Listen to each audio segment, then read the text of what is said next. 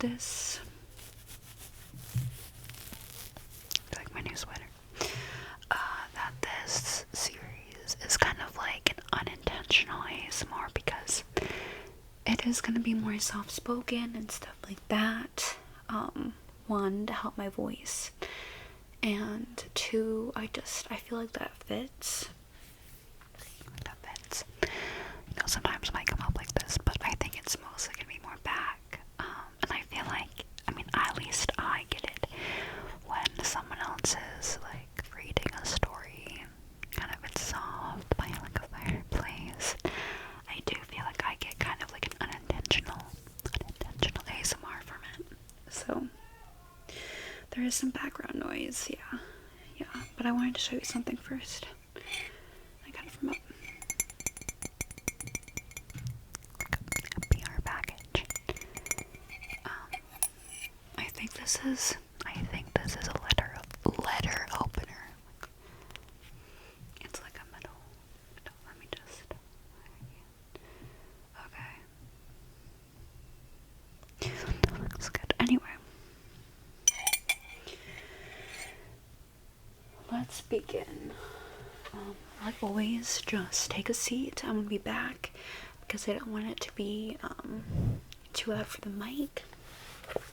We are back in this book, The Line of Stories. We have read two stories so far.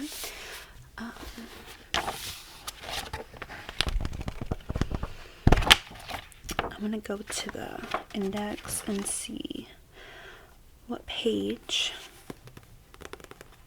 Okay, 36. Try to guess what fairy tale it is. Well, you could probably see because of the title, but anyway, yes, it is. It is Goldilocks and the Three Bears. Goldilocks and Three Bears. Yes, okay. And this is adapted from the traditional story. Let's get into it. I don't have a blanket this time, but if it's cold, I would get one. Because this fireplace isn't lit. It's not lit. Okay. Ready? Once upon a time, there was a papa bear, a mama bear, and a baby bear. Although most bears prefer to live in caves by themselves, this family lived together in a quaint treehouse in the middle of the woods. The house was rather small for bears of their size, but they found it perfectly accommodating.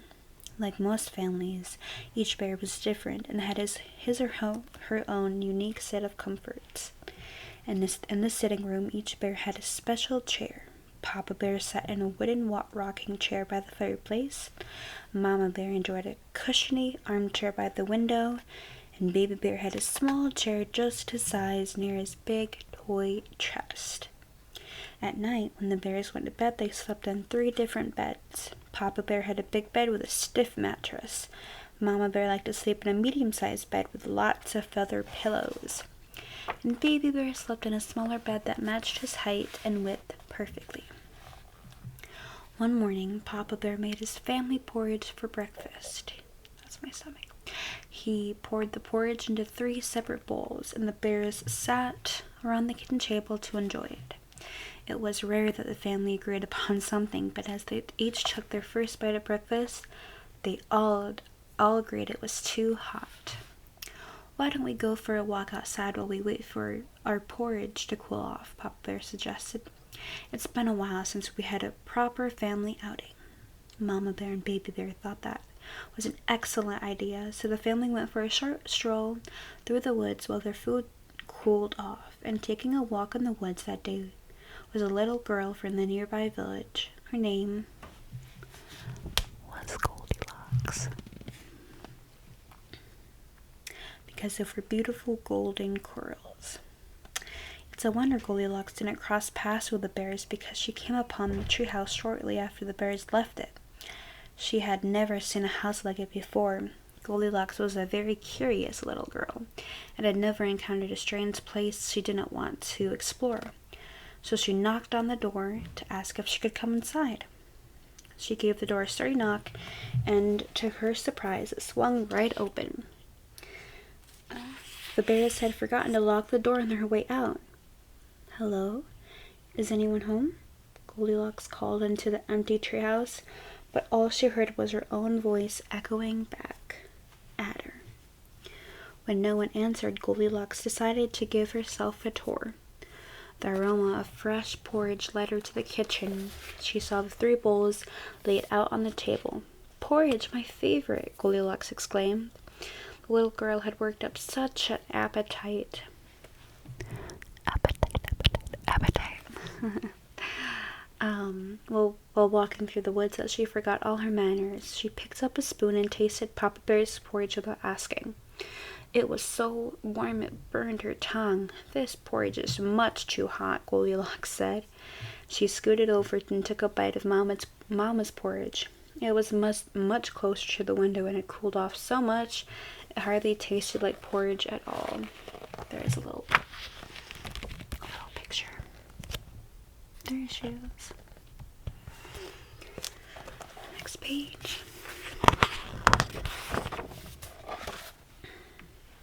"This porridge is much too cold," Goldilocks said. Then she slid down to the next spot and tried Baby Bear's porridge. The little girl smiled because, in her opinion, it was exactly how porridge should taste. "This porridge is just right," Goldilocks said. She ate Baby Bear's porridge until the bowl was empty, and when she finished, she looked for a place to sit down while her stomach settled. She went into the sitting room and took a seat in Papa Bear's rocking chair. It was so solid it hurt her bottom to sit on. "This rocking chair is much too hard," Goldilocks said. She hopped down from the rocking chair and sat in Mama Bear's armchair. It was so soft. She sank right into the middle of it. "This armchair is much too soft," Goldilocks said. It took a moment for the little girl to climb off the seat. When she was recovered, she sat down in Baby Bear's chair. The young bear's chair was just what Goldilocks was looking for. "This chair is just right," she said happily. Goldilocks leaned back in the chair and it suddenly crumbled underneath her. Before she knew it, the little girl found herself on the floor. Goldilocks had never broken a chair before, so it was quite a shock. "I must have eaten more porridge than I thought," she said. Since the chairs weren't up to her standards, Goldilocks decided to take a rest on the bed. Besides, after a long day of walking through the woods and exploring strange houses, she was ready for a nap.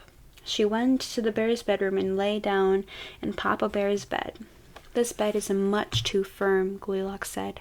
She hopped off and tried Mama Bear's bed next, just like the armchair. The bed was so soft that Goldilocks sank down and had trouble getting out of it. "This bed is much too lumpy," Goldilocks said. All that was left in the bedroom was Baby Bear's bed.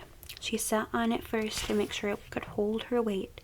When it seemed sturdy enough to lay on, Goldilocks crawled under the covers and got comfortable. "This bed is just right," the little girl said, yawning. The very moment she closed her eyes, Goldilocks fell into a deep sleep. The family of bears soon returned home from their walk in the woods. The bears were cheerful until they saw their door was wide open. "That's funny. I don't remember leaving the door open," Mama Bear said. "We must have an intruder," Papa Bear growled. "I'm not growling." The bears charged into the house to find the trespasser. They searched the kitchen first, but found nothing unusual beyond an empty bowl of porridge. "Someone ate my breakfast," Baby Bear said. The 3 bears looked into the sitting room next, but all they found was the broken chair. "Someone broke my chair," Baby Bear said with a sniffle. There was only one place left to look. Papa Bear led the way into the bedroom with his claws raised, not knowing who or what they'd find. "Someone sleeping in my bed," Baby Bear cried. "And it's a girl."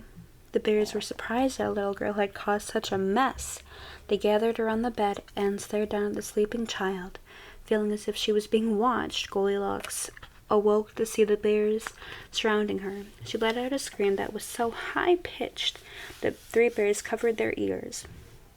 Goldilocks ran from the bedroom, through the sitting room, past the kitchen, out the door as fast as she could.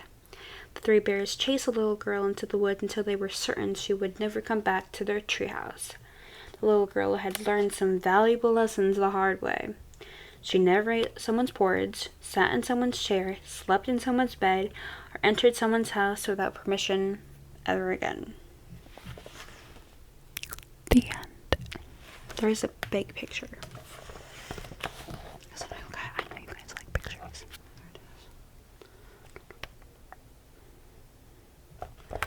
That was a short one.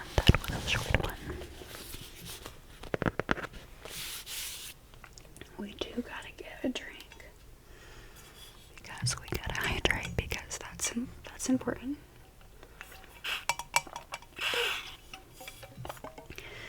And because that was short, I'm gonna give you. I don't know if it's late when you're watching this.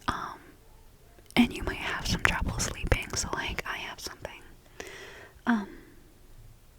This flavor is black chamomile, and it is for sleep. So I'm just gonna put some on, and then just put some on your hands, if that's like okay, because it does. It creates a calm. It creates a sense of well-being, and it calms the mind and body. Which, yeah.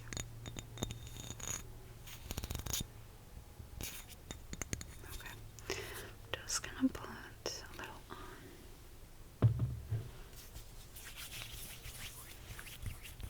It does. Like it smells. Sorry. It smells really good.